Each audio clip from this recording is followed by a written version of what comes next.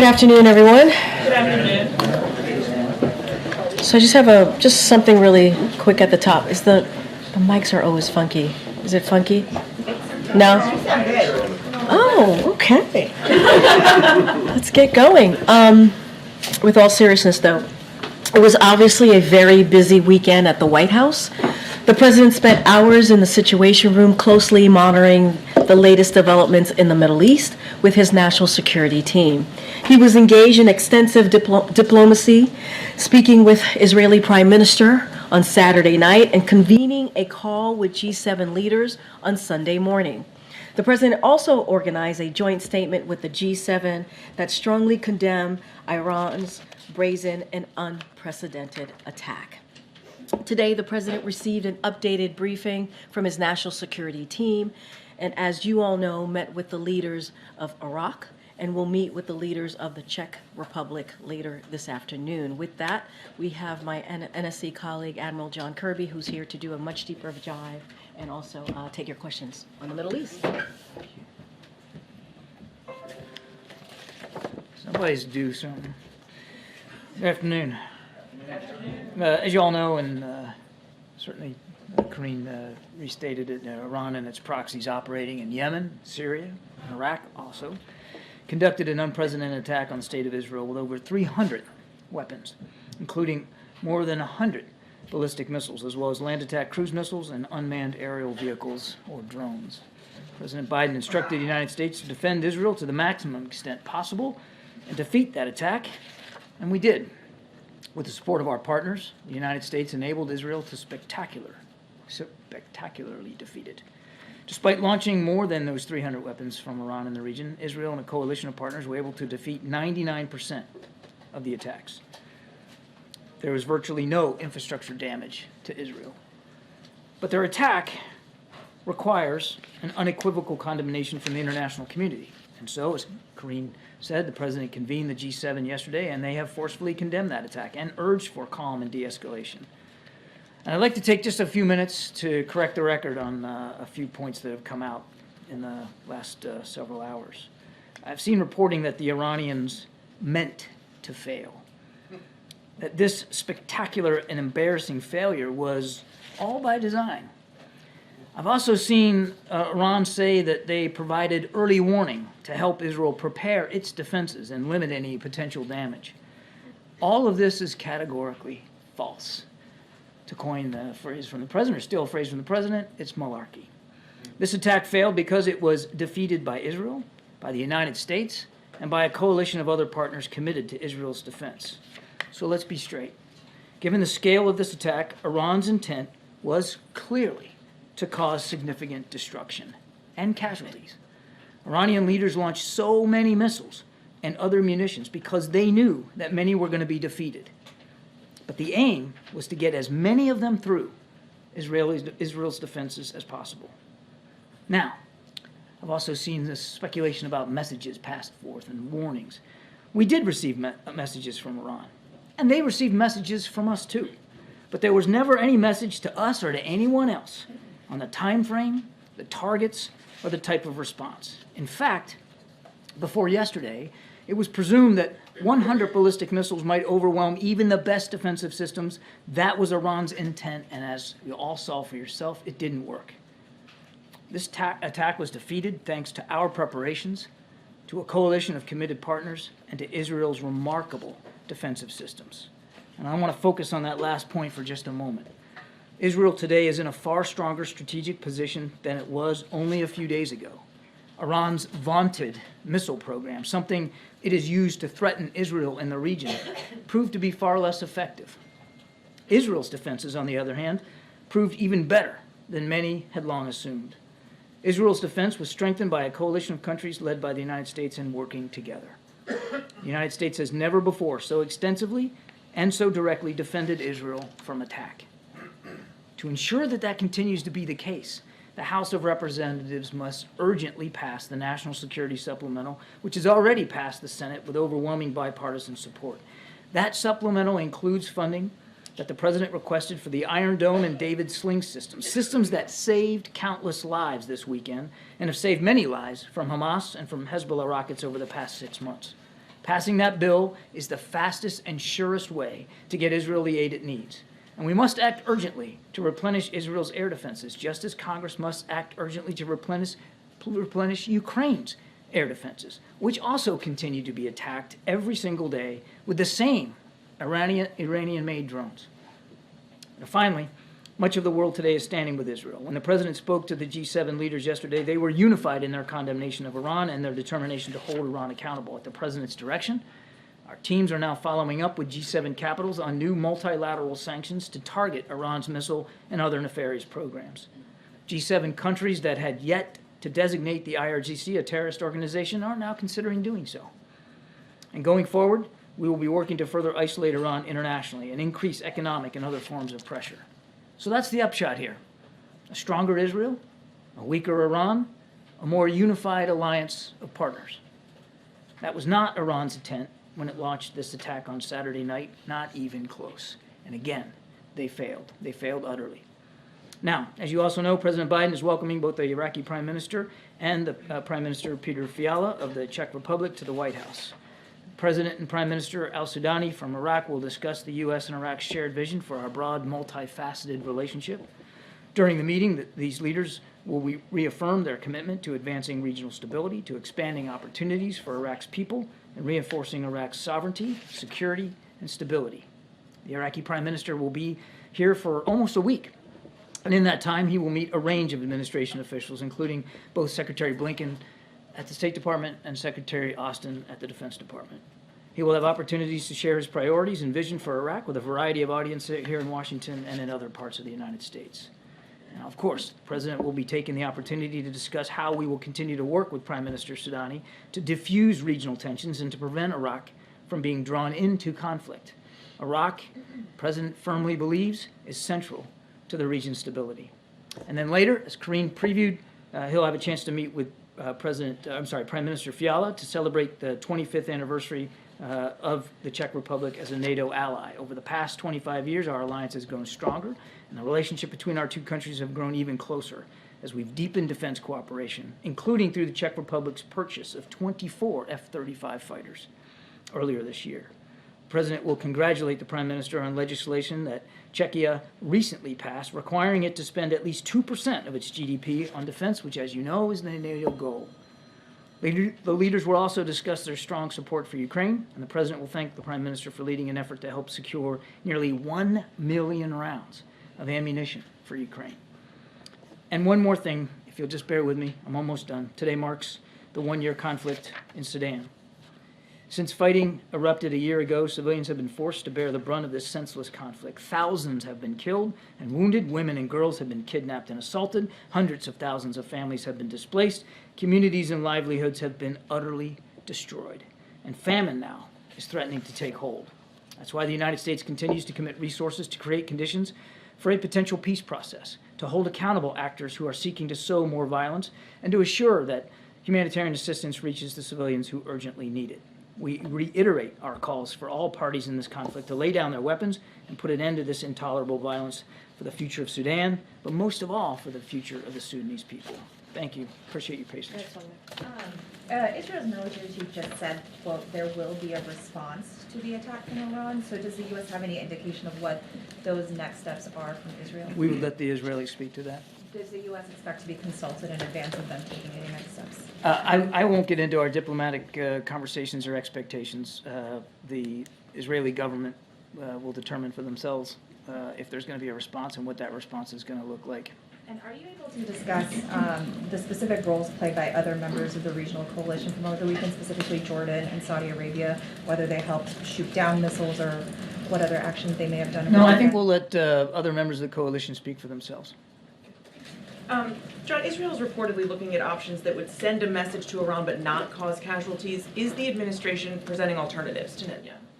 This is an Israeli decision to make, whether and how they'll respond to what Iran did on Saturday, and we're going to leave it squarely with them. Their decision to make, but are you making suggestions? We are not involved in their decision-making process about a potential response. And just, does he have any plans to speak to Netanyahu again? I don't have anything on the calendar to speak to, but look, I mean, they've spoken frequently over the last 6 months. They'll absolutely speak again at the appropriate time. Thank you, Karine. John, just one day before the attack, President Biden issued a warning to Iran, don't, and now the U.S. is not taking any part in an Israeli reprisal. So does that signal to Iran that it can defy the U.S.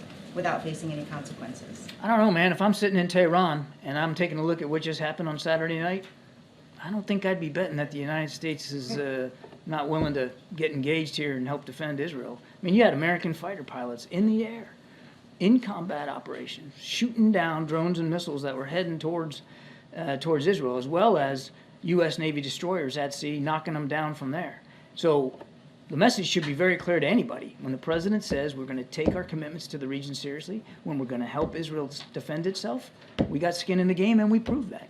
I understand what you're saying about deterrence, but what about consequences? As I just said, and Karine also led in, he had a conversation with G7 leaders. He'll be engaging with other allies and partners.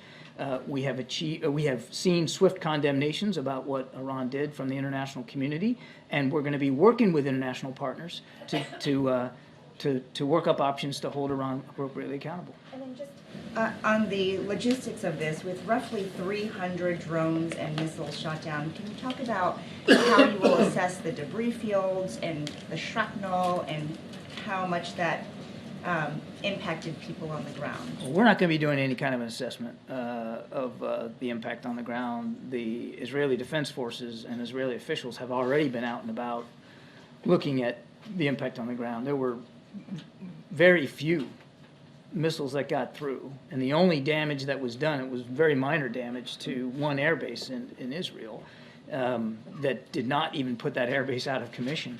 The Israelis have already spoken to this. I believe they've already released imagery of some of the things they found on the ground. Sadly, a young girl, an innocent civilian, less than 10 years old, was severely wounded. That was the only casualty that we're aware of. Thank you, John. Thank you. John, a couple of questions on Iran and then on Iraq on the Prime Minister visit. You just said that the White House was not informed of the timing of the Iranian attack on Israel. But the President told us that the attack is going to be sooner than later, and almost a day after the attack happened. So just can you explain this one? I never said we didn't have an idea. I never said we didn't have information that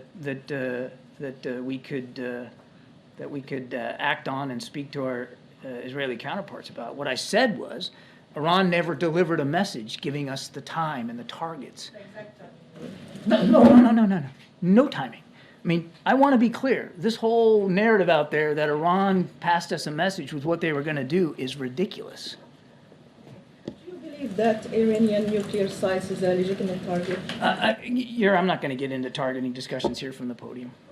Let me ask you about the Prime Minister. Is the White House satisfied with the way that the Iraqi government is reining in the militias in Iraq, considering they are one of the proxies of the Iranian regime? We're gonna have an in-depth discussion with the Prime Minister and his team about the continued activities of militia groups in Iraq, and we'll reinforce our views about how seriously we take the force protection of our troops and our facilities there, and we'll also expect, I fully expect that we'll talk with the Prime Minister about the counter-ISIS mission in Iraq and its potential future. And finally, just when he said in the spirit of partnership, we disagree with the United States, and he mentioned something like we need a new system for international law to respect international law, international humanitarian law, protection of civilians, and diplomatic missions. So he's hinting at the Israeli attack in Damascus. He's also hinting about not doing enough to respect international law. Is this a point of disagreement between you and the Iraqi government? You'll have to talk to the Prime Minister about what he meant by those comments. Iraq is a key partner, one we really value. We wouldn't be having this meeting today. He wouldn't be having meetings this week if it wasn't an important relationship. As I said, the President believes that Iraq is critical to regional stability. Thanks, Karine. Thanks, Admiral. You said just now that Iran's attack was a spectacular and embarrassing failure. Does the President believe that Israel should now take this as a win and show restraint? I know where the context of the question's coming in. During his conversation with the Prime Minister on Saturday night, First of all, he congratulated the Prime Minister for the exceptional effort by the Israeli Defense Forces and, of course, commended, as you would expect the Commander-in-Chief to do, the participation of U.S. forces in this coalition and the great work that was done. I mean, it's easy. I was looking at some of the video before I came out here that's running on some of your networks, and it's easy to look at that like it's some kind of a computer game, right? And it looks so simple. Things getting knocked out of the sky. Let me tell you something, it's not simple. It's hard. And a lot of planning and preparation had to go into that, a lot of coordination. And the President talked to the Prime Minister about that. He also noted that this was an extraordinary success, a military success, and that success alone, just for itself, speaks volumes about Israel standing in the region, that they don't stand alone, that a coalition came to help them defend themselves. It also says a lot about Israel's military superiority, and it says just as much about Iran's military inferiority when it came to this particular set of attacks. And the President urged the Prime Minister to think about what that success says all by itself to the rest of the region. In terms of thinking about, but think about restraint, about, that maybe this should not go further, further. All I'll say is the President, from the beginning of this conflict on October 7th, has been steadfast and consistent. We don't want to see a war with Iran. We don't want to see a broader regional conflict. We will do what we have to do to defend Israel. Does this administration believe Israel will indeed strike Iran? I mean, is it your assessment that is inevitable at this point? That's going to be up to the Prime Minister and the War Cabinet to speak to.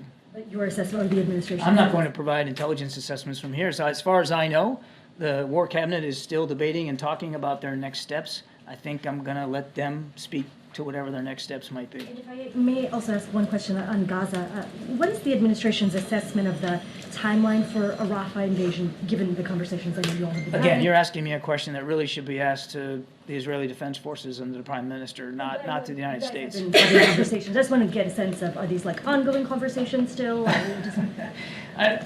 Yes, of course we're talking to the Israelis all the time. Now, obviously, in the last 48 hours, particularly, the conversation has been about what Iran did. But yes, we have continued to talk to them about what's going on down in Rafah. And we hope in coming days to be able to have yet another round of discussions with them about what their intentions are with respect to Rafah. But the focus rightly right now is on what Iran just did. On the U.S. military, given whatever the White House and President Biden know about what's going to happen next in the Middle East, are there any fresh U.S. military preparations? Fresh military preparations for Whatever. Wide open.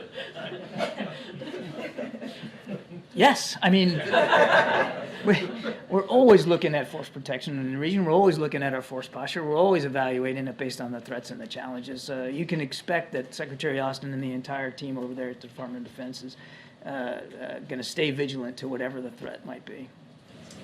Thanks. You said a moment ago that it's ridiculous, this narrative that Iran provided some advance notice about specifics here, but where we're hearing that from, specifically is U.S. ally, Turkey, U.S. partner, Iraq. That's where that information is coming from. So what is the discrepancy exactly that's happening there? I can't possibly answer that question, Trevor. All I'm telling you is it's nonsense. I mean, think about this for a minute.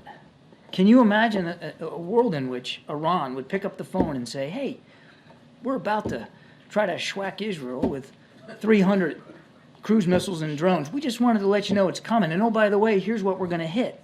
I'm sorry. It just didn't happen. I can't account for what sources might be telling y'all about what they heard. I'm telling you what we heard. And while we did get a message from Iran, and we passed messages to Iran as well, which I won't get into the details of, none of it was, here's the targets, here's the time frame, here's the munitions we're going to put on target. And on that subject of communications with Iran generally, you've said without preconditions you're willing to sit down with North Korea. Does the same apply to Iran and to reopening some diplomatic discussions with them? No. And do you want to elaborate on why that is? Okay. As far as sanctions in response to Iran, Iranian oil production is now higher than it was 2 years ago. Is there a reason that you aren't taking more steps against Iranian oil exports, and does it have to do with domestic political pressures around gas prices? I don't have any, as you know, we don't preview sanctions, and I'm not going to start doing that today, except to note what I said in my opening statement, that part of the discussion with the G7 leaders was the possibility of additional sanctions on Iran, unilaterally and hopefully multilaterally, but we'll see where that goes. And anything on where the oil prices or oil exports are coming from Iran and whether you want to stop that? Again, I won't get ahead of economic pressure tools that we might be applying in the future. We're working our way through that. A U.S. official told CNN over the weekend that the Defense Secretary Lloyd Austin asked his Israeli counterpart to notify the U.S. ahead of any potential response to the Iran attack. Is there confidence that Israel will provide that advance notification to the U.S.? I'll just tell you that we are and will remain in very close contact with our Israeli counterparts. So do you expect to get an advance notification? We will stay in close contact with our Israeli counterparts. On the hostage talks, Hamas rejected the latest proposal. The U.S. has said that Hamas has rejected the deal. But do you think Israel needs to allow Gazans to return home unrestricted, and should the IDF pull back so they can do that? First of all, we don't consider it a dead letter. As far as we're concerned, there's a viable proposal on the table, and Hamas ought to take it. And we're not letting up on the idea of negotiating for a hostage deal so we can get a ceasefire, so we can get more aid in.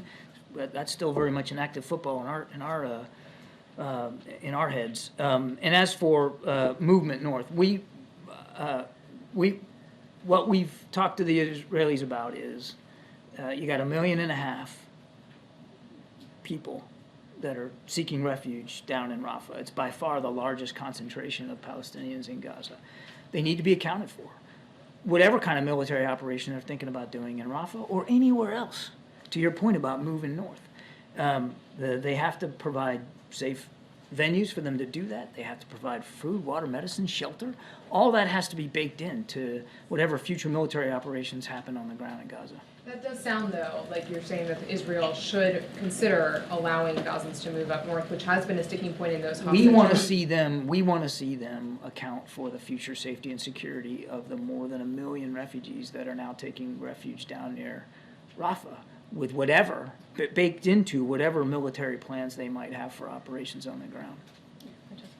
On the ceasefire negotiations, a U.S. official said yesterday that the latest proposal included almost everything that Hamas had asked for.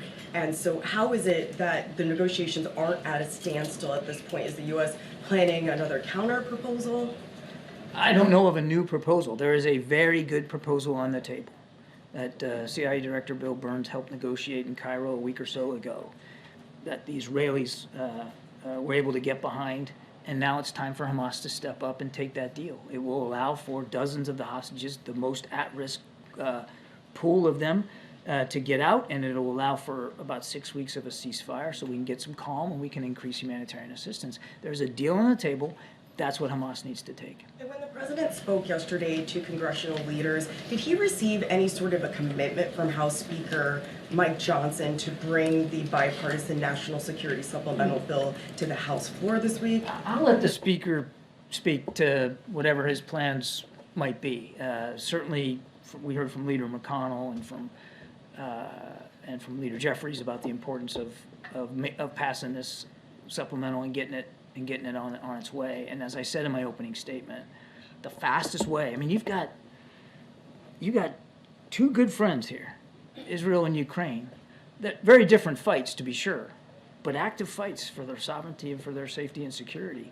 And time is not on anyone's side here in either case.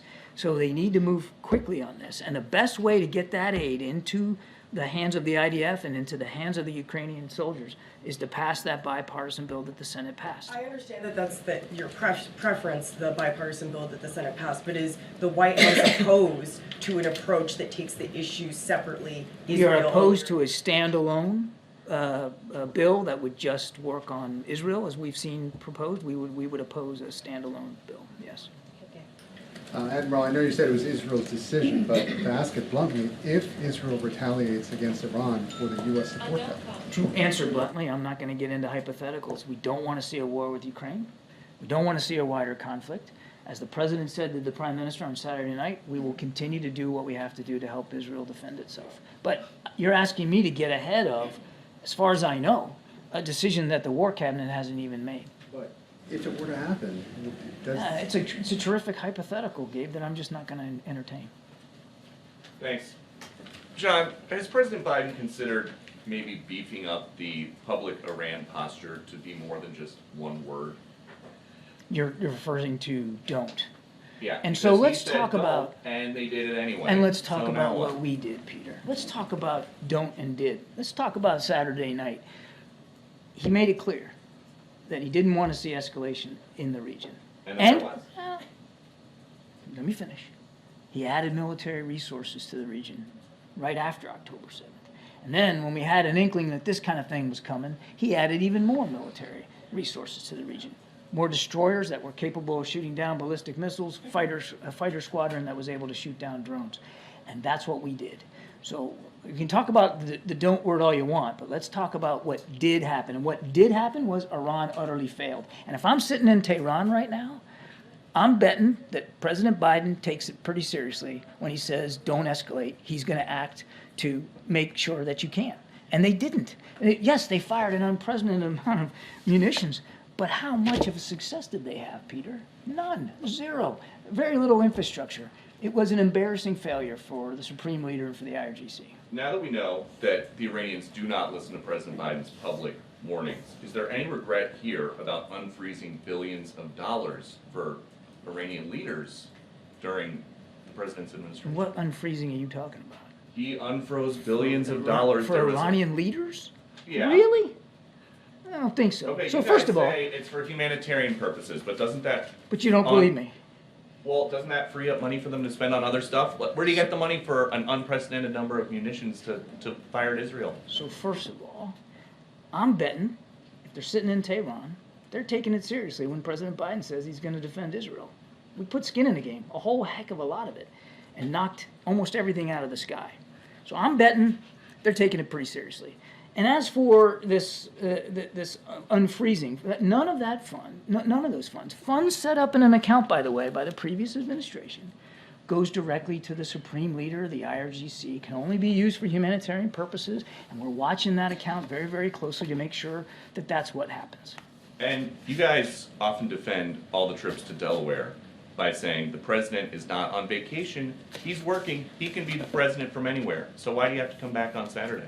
Well, we got indications shortly after arriving. We got better, firmer intelligence and information about the specific timing of what we expected to be this Iranian attack, and the president didn't bat an eye before getting back on that helicopter and coming back. And he was here all Saturday night in the Situation Room from mid-afternoon till late at night, getting real-time updates from General Kurilla and from his defense team all throughout the night, including calling Prime Minister Netanyahu right from the Situation Room. And as Karine mentioned, on Sunday, he was right back at it again, working the G7, calling King Abdullah. I don't know what else to tell you. He had a very busy, full weekend. John, on Iran, what is the current thinking on whether Iran's Revolutionary Guard should be designated as a terrorist organization? We already have. And then, just do you have any update on getting additional humanitarian aid to the people of Gaza? You'd said last week that you had 300 trucks on Wednesday. And were the weekend's events Forgive me, I don't know if Karine might have already briefed this out to you guys, but over the last week or so, more than 2,000 trucks have gotten in. And even throughout the course of the weekend, as Israel was dealing with a quite daunting attack by Iran, they were still able to get some trucks into Gaza. So in these early days after the previous phone call with Prime Minister Netanyahu, where the president talked about the need to increase humanitarian assistance, we have seen Israel take steps to do exactly that. Now, as we've also said, it's still not enough. The need is dire. And what we're going to be doing is watching for sustained commitment to doing that over time. But thus far, there has been an increase in humanitarian assistance. Just on the timing of any type of warning. So are you saying Iran never told a U.S. partner, Switzerland, Oman, any of them, Turkey, Iraq, never gave them any information about the attack they were preparing to launch, and that information never reached the U.S.? The United States had no messages from Iran or from anybody else, as I said in my opening statement, that offered a specific time frame or a specific set of targets or the types of weapons that they were going to fire. Just concretely, why would U.S. partners in Turkey, Jordan, Iraq lie about passing along Iranian messages about any forthcoming attack? Look, I'm not calling anybody a liar here. I'm telling you, from our perspective, what we knew and what we didn't know, and we were able to help with Israel's defenses because we had information that we had received and Israel had received through our own efforts. But it never came as some sort of message from Iran with, I mean, the timing and the target. It kind of boggles my mind that anybody would believe that Iran would pick up the phone and tell the United States, who they know, who they know is been very, very directly involved with helping Israel defend itself and very public about doing that and detail the times and the targets. Look, this to me seems like a lot of, Monday morning quarterbacking kind of stuff, woulda, coulda, shoulda, and maybe they want to make it appear like, this was some sort of small pinprick of an attack that they never meant to succeed. You can't throw that much metal in the air, which they did, in the time frame in which they did it, and convince anybody realistic that you weren't trying to cause casualties and you weren't trying to cause damage. They absolutely were. Just one more. Is the meeting with Israeli officials on Rafah is that happening this week? I don't have a date for you. We're still trying to get that nailed down. As I said earlier, we'd like to continue those conversations. Thank you, Karine. Hi, Admiral. House Majority Leader Scalise said on Friday that Speaker Johnson was negotiating with the White House modifications to the Ukraine aid package. What is being negotiated? And you just categorically said that the White House opposes standalone Israel bill. That's right. Supplemental. Are you also opposed to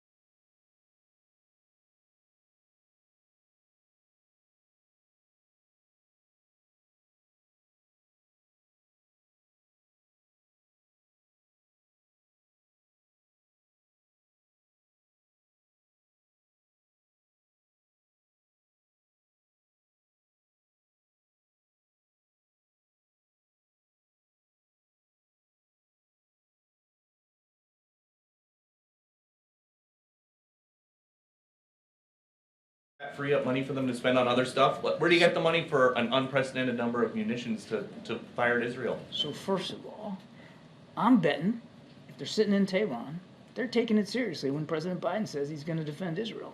We put skin in the game, a whole heck of a lot of it, and knocked almost everything out of the sky.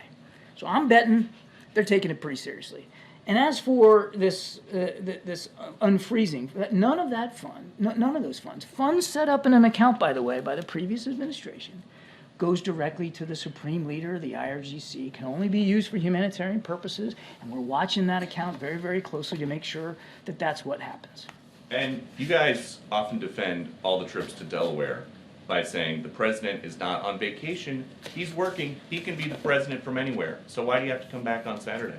Well, we got indications shortly after arriving. We got better, firmer intelligence and information about the specific timing of what we expected to be this Iranian attack, and the president didn't bat an eye before getting back on that helicopter and coming back.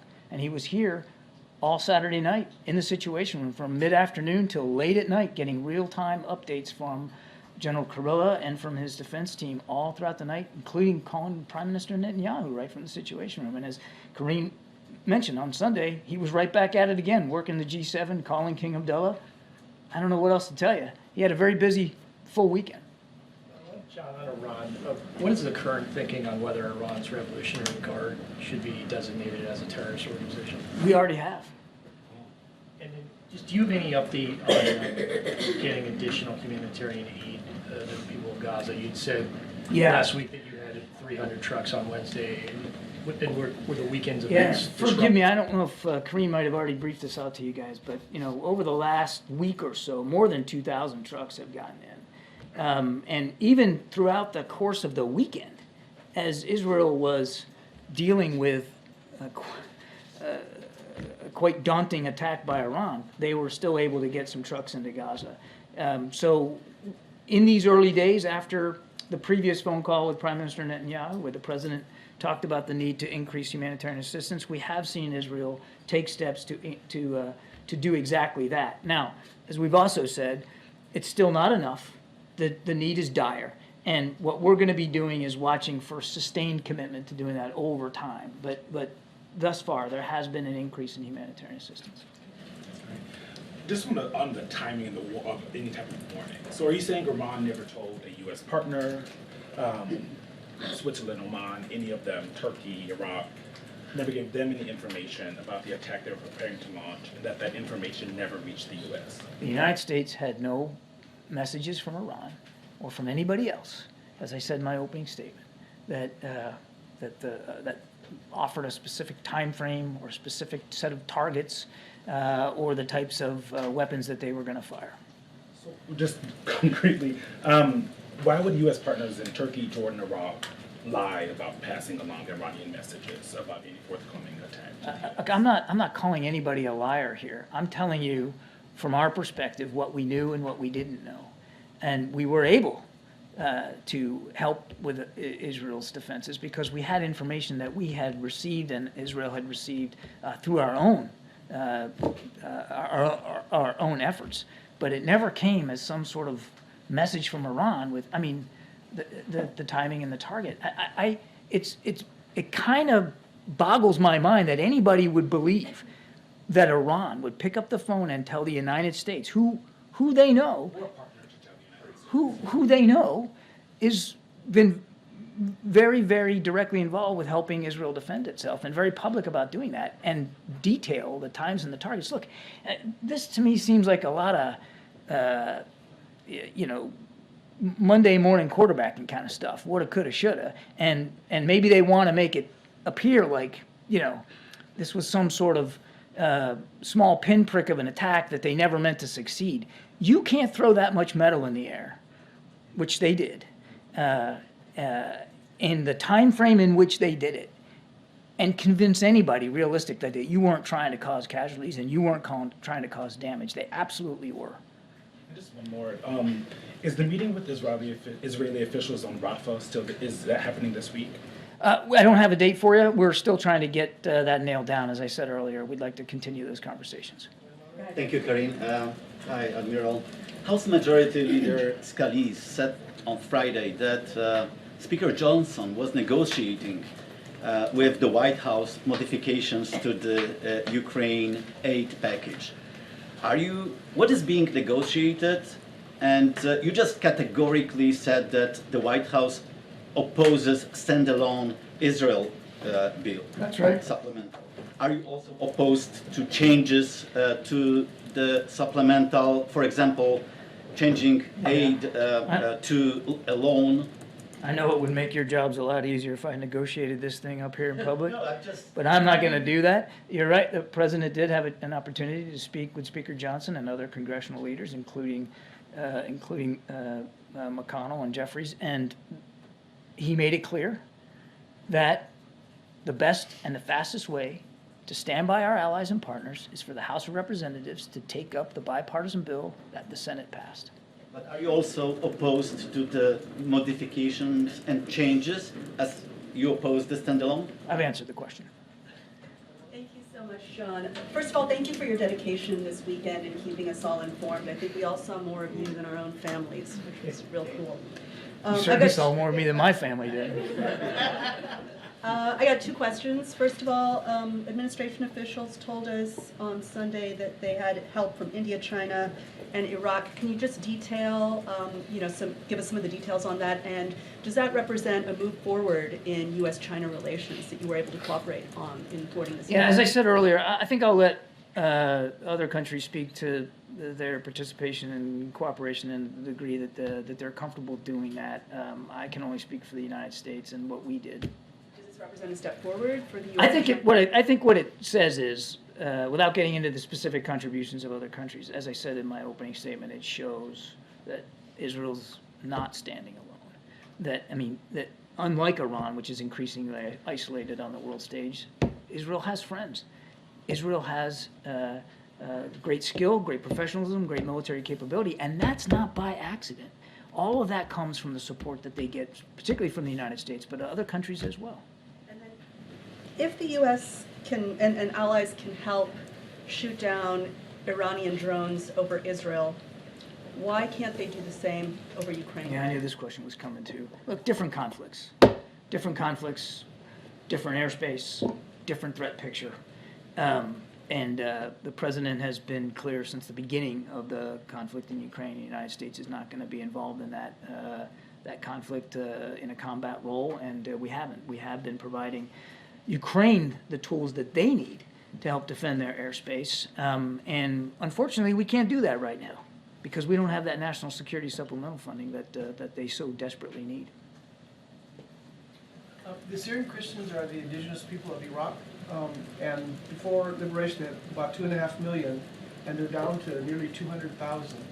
And just last month, the Iraqi Supreme Court removed all of their, we had 5 seats in the Kurdish parliament for many decades, and those were removed. Has that come up in any of the discussions? I'll take the question. Thank you, Karine, and thank you, John, for all you did over the weekend. I have 2 questions. First, you mentioned the shipping of aid to Gaza from Israel. Do we have a U.S. consular official at the border who is confirming that the aid actually gets there? I'm not aware of a consular presence at the border, but we're in, as I said, constant touch with our Israeli counterparts. We also have David Satterfield, who is the president's special envoy for that exact purpose. And he's like Waldo. He's all over the place, constantly up and down.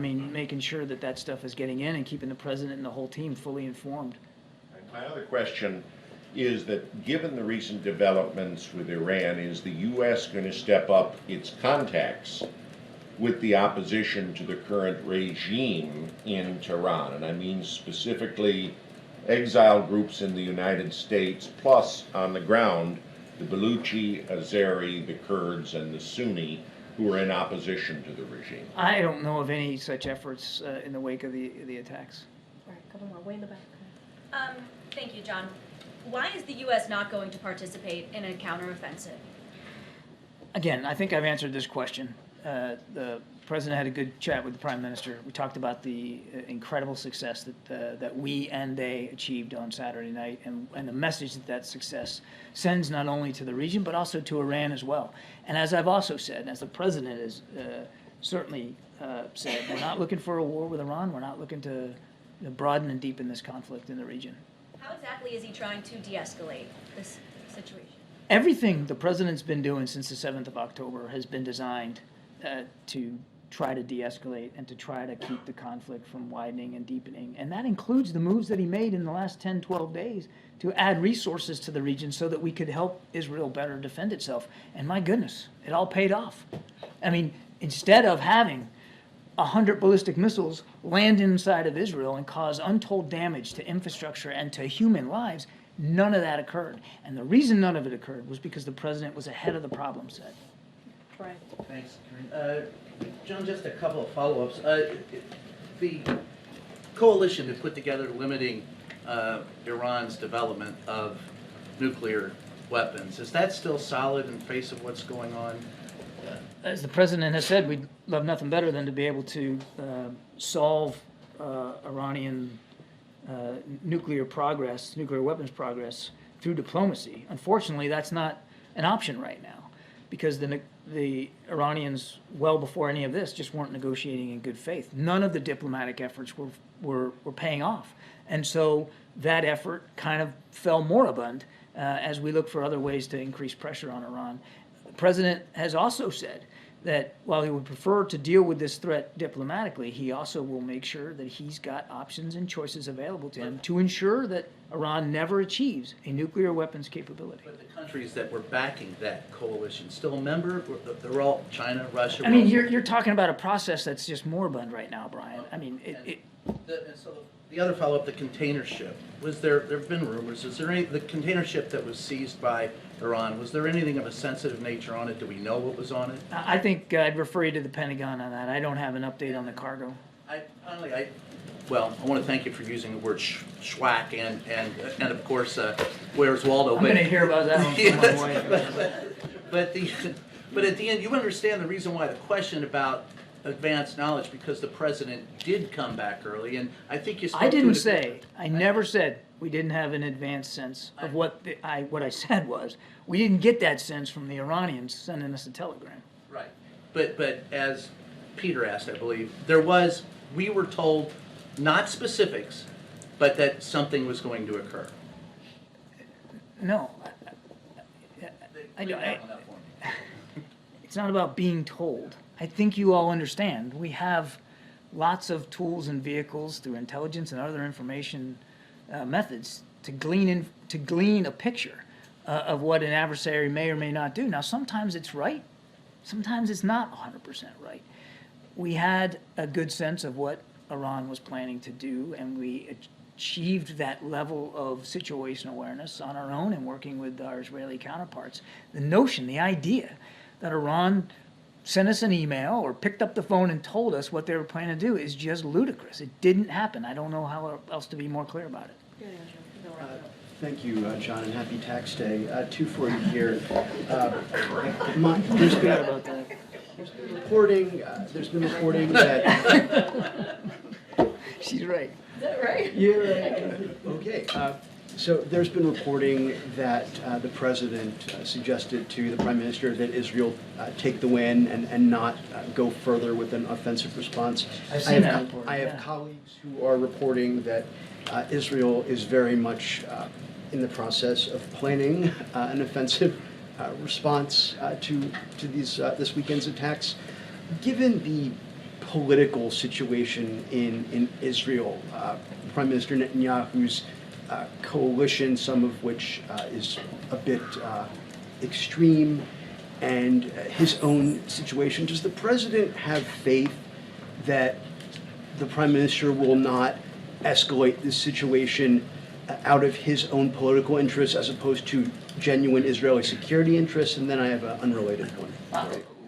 I'm not going to be able to get into Prime Minister Netanyahu's psychology or his political calculations or what going into his decision-making process. What I would tell you is that the President and the Prime Minister speak frequently, certainly as appropriate, and the President has been consistent publicly and privately that he doesn't want to see the war between Israel and Hamas escalate any more than it already has, and he doesn't want to see a broader regional conflict, and he's certainly not looking for a war with Iran, and I am confident that the Prime Minister is aware of the President's concerns. Okay. And on Gaza, this morning you said that Israel has been doing the things the President asked them to do, but we really need to see it sustained over time. And you want to know how long is that time? No, sir. That would imply that you didn't want to call it an ultimatum, but the conditions that the president laid out in his prior phone call with the prime minister that about the aid workers, the conditions on the ground for humanitarian workers and aid getting into Gaza, that needed to change, or there could be changes in U.S. policy towards Gaza. Can you just lay out here whether the president is considering that that set of circumstances and Israel's defense against future attacks from nation states such as Iran to be separate things, that when you say we need to see it sustained over time, that the possibility of policy changes is still a reality separate and apart from the president's, as he calls it, ironclad commitment to Israeli security? I've said many times that both things are and can be true. You can be a staunch defender of Israel's defense, and we are, and I think he proved that to a fairly well Saturday night, and still be able to have some tough, candid conversations with the way in which they are fighting Hamas inside Gaza. And those conversations are continuing. And as I said, hopefully we'll get to be able to sit down again with our Israeli counterparts about whatever their thinking are, whatever the thinking is about Rafah. So both things are true, both things can be true, and those are the discussions that we're having. You can be a good friend of Israel. In fact, I would argue that only a good friend can do what we did Saturday night and still be willing to have tough conversations with the Israeli government about the prosecution of the operations they're conducting inside Gaza. So they're being considered separate matters. I think I've answered the question. Thank you for your patience. Thank you. No worries. Thanks. Sure. Hi. I don't know. Sonia, I feel like you guys got all the news of the day. Happy tax day. Happy tax day. I did take care of my taxes. I don't have a wife to take care of my taxes. Ouch. Can you, just on the other sort of big news of the day, is the president going to be paying any sort of attention, or will be briefed on the criminal proceedings of former President Trump in New York? Well, as you know, the president is pretty busy today. He has 2 bilats, as you know, as you just saw with the Iraqi prime minister, and one with the Czech Republic. So it's a busy day, focusing on obviously our national security priorities and continuing these strong alliances that we have with these 2 leaders. Obviously, 2 separate meetings, and continuing to continue to deliver for the American people. I'm sure he'll get an update at some point today, but his focus right now are the meetings that he has, and what he continues to do every day. Right. And setting aside the fact that the former president is the current president's general election candidate or challenger for this year, what is President Biden and the White House's reaction to this moment in time? I mean, it is a historic occasion. Occasion's a bizarre word to say, but you have a former president going on criminal trial for the first time in history. So what is the White House's reaction to that? I do want to be super mindful, even me commenting on that, and it is an ongoing case. I just want to be super, super mindful and not comment on an ongoing case, even if it's asking an opinion about the historic nature of what's happening and what's going to occur in the next couple of weeks. So do want to be mindful. And he happens to be, as you just said, a candidate, a presidential candidate for 2024. So going to be mindful. The president's going to continue to focus on the week ahead. He's going to be traveling, as you all know, to Pennsylvania. He has 2 important bilats today, and it's always about the American people for this president, and that's going to be his focus. Again, Mary. As you just mentioned, the president's heading to Pennsylvania again this week. He's making multiple visits to the state. Can you just give us a sense of what we can expect in the coming days? So it's a coming day or coming, days. Okay, days. I don't know if you said weeks. I'm like, wow, weeks. Coming days, it's a 3-day swing to Pennsylvania. He starts it off tomorrow. He's going to start his trip in his hometown of Scranton, where he'll deliver remarks at a campaign event. So that's obviously a campaign event, so they will provide more details. On Wednesday, he's going to travel to Pittsburgh, where he'll deliver remarks again on other pieces of the economic agenda. So you can imagine a very strong focus on the economy this week. And so we'll have more on that from us tomorrow on what Wednesday is going to look like. And then on Thursday, which is obviously he'll continue his swing, he'll travel to Philadelphia for more campaign events, and certainly the campaign will provide any details on that particular day. So it's Tuesday and Thursday are the campaign priorities, obviously, and they'll speak to that. And then there's an economic focus on Wednesday, and so we'll have more to share tomorrow on that. Okay. Thanks, Karine. So first of all, with the Iraqi leader here, lawmakers in that country are set to vote on a bill that includes a death penalty or life in prison for same-sex relations. Would passing such a bill harm U.S. ties? I mean, look, you saw the Iraqi Prime Minister and the President have a bilat today, and I think it shows the importance of that alliance and the continued diplomacy engagement that we've done, that the President continues to do just across the globe, obviously. The President has been very, very, I think, very vocal about any type of supporting the LGBTQ plus community, and has spoken out about any type of humanitarian or human rights, I should say, any human rights violations that we see from here, and we always have those honest conversations with leaders, and the President always has, again, those honest conversations. I'm not going to get ahead of what's happening currently in Iraq, but we've been pretty clear about making sure that any human rights violations, or if we see anything that is, that we think we need to speak to, we do. But I'm just going to be. Raise that issue today. Look, the President always raises human rights issues if it warrants. With a leader, I'm going to be really mindful. We'll have a readout, obviously, of these two bilats. I can't say for sure that that's going to come up, but the President has never backed down from having these types of frank, honest conversation and where he stands, and we know where he stands with that community, with the LGBTQ plus community. And then one other topic: Tesla is laying off more than 10% of its global workforce, falling sales, and intensing price war for EVs. Does the ongoing turmoil in the EV market and the very slow consumer transition away from internal combustion engine vehicles make you doubt your full-throated commitment to this space? So look, and I think I've talked about this before. When it comes to EV, we've seen EV sales obviously rise, record highs, and EVs are more affordable than ever, and I think that's important. Last year, EV sales surpassed 1 million for the first time ever, a 50% increase, and under this President, EV sales have more than quadrupled. Sales of hybrids and EVs are now a record high of 18% of all light-duty vehicle sales. Average price of EV is down 20% a year ago, and so look, the President has always talked about one of his priorities as it relates to the economy is lowering costs, and we see that with these EV sales, obviously, and also creating manufacturing jobs. In order, if you're seeing the EV sales go up, right, you're going to see a continuation of manufacturing jobs that are needed, and so that is important.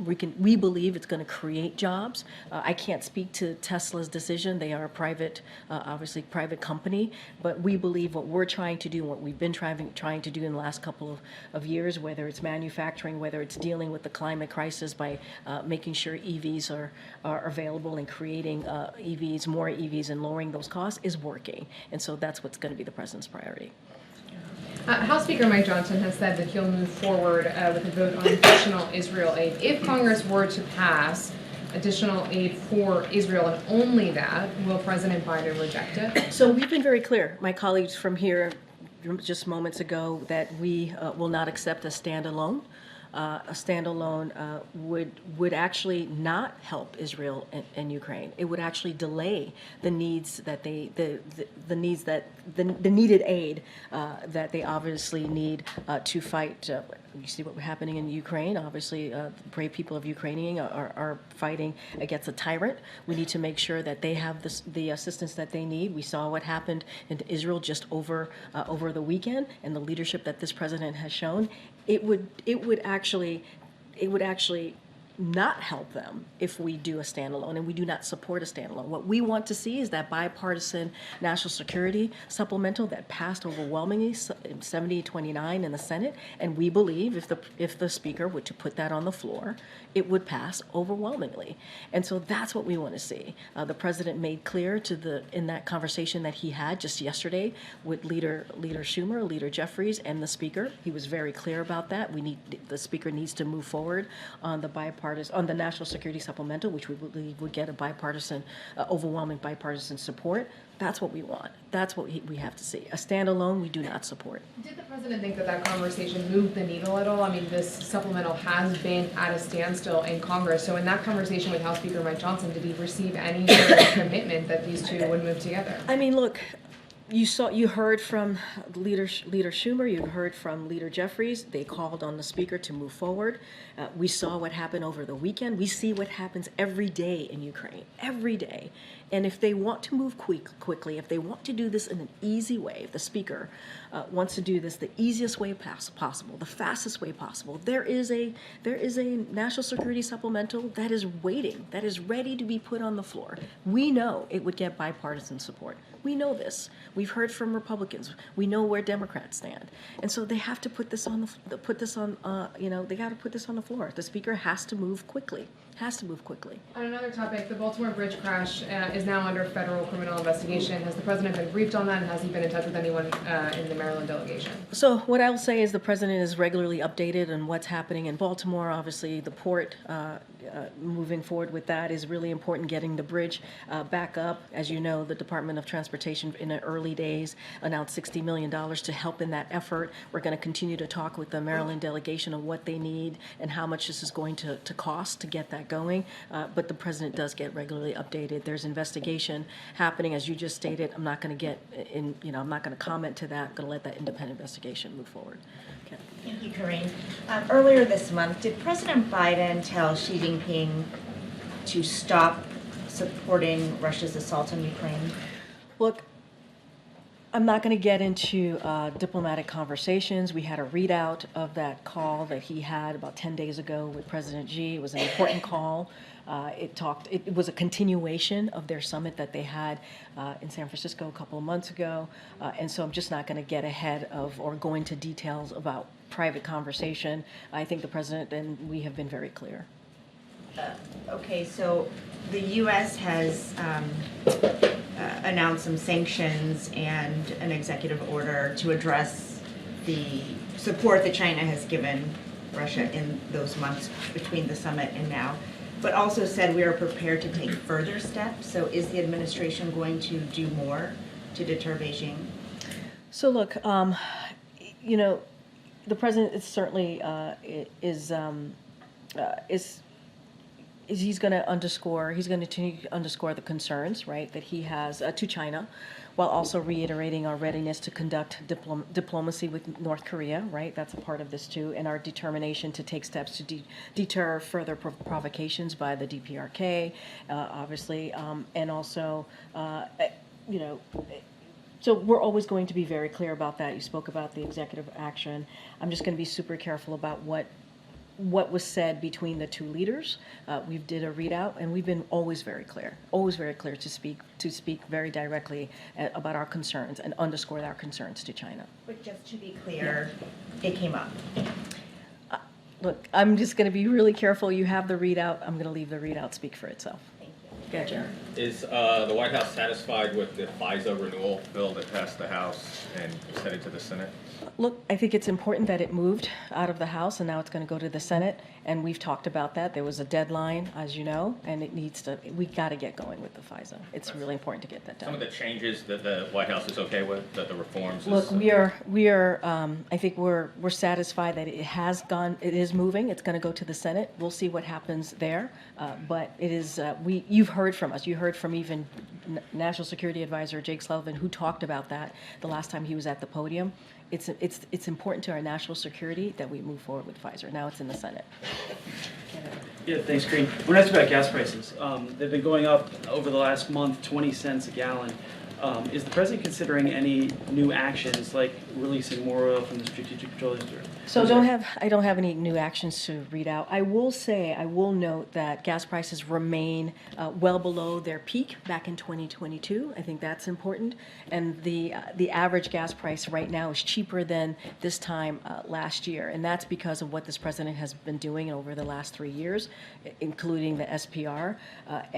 Look, let's not forget, jobs are up, wages are up, clean energy manufacturing is up. All of these things are incredibly important because of this president's historic investment that he has made. But I think it's important to note that it remains well below the 2022 peak, pardon me. But it's only 3 cents lower than a year ago. It's up 52% from when President Biden came into office. Any then talk about changes in policy to encourage future investment in oil and gas industry? So look, the president's committed to lowering cost. He is. That is something that you see at the center of every economic policy. When you hear him giving remarks, he's talking about lowering costs. He understands how the American people are still being squeezed. And so the reason that it remains below 2022, the gas prices, as you're asking me, is because of the historic investment that this president has made. So of course, we're going to continue to monitor and do everything that we can to answer those questions by the American people. What else can we do to lower cost? But it is important that it is cheaper. It is cheaper to get gas than it was a year ago, and that's because of what this president has been doing, because of the historic investment that he's taken. Thanks, Karine. Is there, follow up on that, is there any indication that when the president asked for the richest Americans to pay their fair share, that inflation and the rise in gas prices are linked to that request?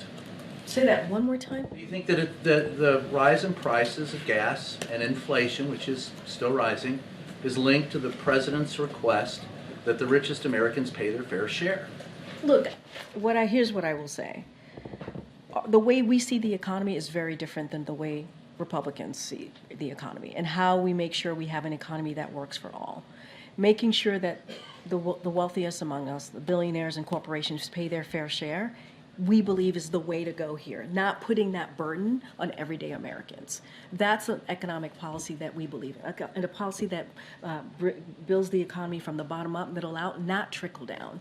And so we're going to continue to lower costs, and we're going to ask those billionaires and corporations to actually pay their fair share. That's something Americans want to see. That's something Americans want to see. As it relates to inflation, we look at a trend here, and we have seen inflation moderate over the past several months. And that's important as well to note. But look, we see it very differently. We want to make sure we're protecting Social Security, Medicare, Medicaid, lowering costs. Republicans don't want to protect that. And they want to give billionaires and corporations a tax break. That's not how we see this. Yeah, sure. Earlier there was reports that the administration, or at least the Department of Justice, and they haven't commented on it, may have reached accords or are reaching out to Julian Assange for a plea deal. Any update from you guys here as to whether or not there would be a pardon, or you would support a plea deal? That's a Department of Justice question. But the president... That is a Department of Justice question. I'm not going to get into. Responding to it, so I would refer you to Department of Justice. Go ahead. Thank you. So this week, a ton of people will be here for the National Cannabis Policy Summit, and there's currently still a patchwork of state marijuana laws to regulate the drug safety, including whether there are traces of lead in products. Since marijuana is still illegal at the federal level, but becoming more common at the state level, is the administration doing anything to try to improve safety regulations of products, or any consideration of legalizing marijuana moving forward at the federal level? So I will give you a little bit of an update. So as you all know, the President asked Secretary of HHS and the Attorney General to initiate the administrative process to review how marijuana is scheduled.